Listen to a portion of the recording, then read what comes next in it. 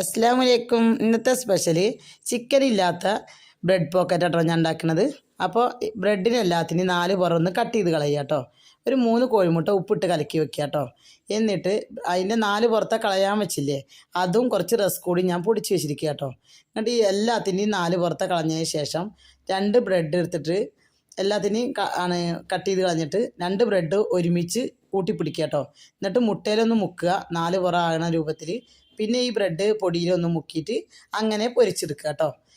നല്ല ചൂടായ എണ്ണയിലേക്ക് ഇടണം കേട്ടോ. എന്നാലാണ് നമ്മൾ ബ്രെഡ് എണ്ണ കുടിക്കാത്ത ബ്രെഡ് കിട്ടുള്ളൂ കേട്ടോ.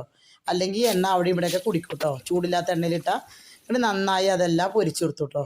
പിന്നെ നമുക്ക് കുറച്ച് പച്ചക്കറി എടുക്കാം കേട്ടോ. അതിന് നടുകെ കീറി എല്ലാത്തിനും നടുകെ കീറുമ്പോൾ പോക്കറ്റ് വരുന്ന പോക്കറ്റ് കിട്ടി കേട്ടോ.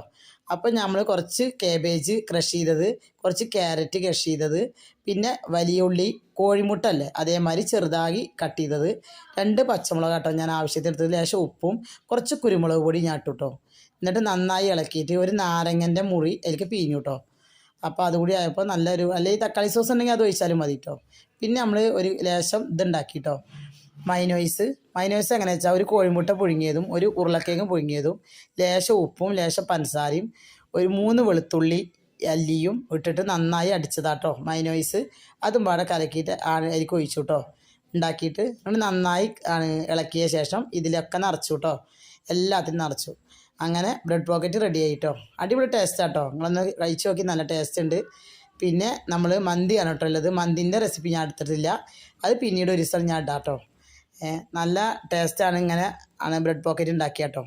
എല്ലാവരും ഒന്ന് ട്രൈ ചെയ്ത് നോക്കണം. എല്ലാവരും ഒന്ന് സബ്സ്ക്രൈബ് ചെയ്യണം കേട്ടോ. എൻ്റെ ചാനലൊന്ന് ലൈക്ക് ചെയ്യണം, ഷെയർ ചെയ്യണം.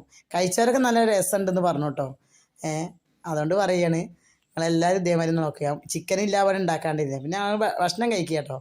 അപ്പോൾ ഇൻഷമോളുണ്ടായിരുന്നു. അപ്പോൾ കുട്ടീനോട് വീഡിയോ എടുക്കാൻ പറഞ്ഞപ്പോൾ കുട്ടിക്ക് വാരി കൊടുക്കണം എടുത്തത്.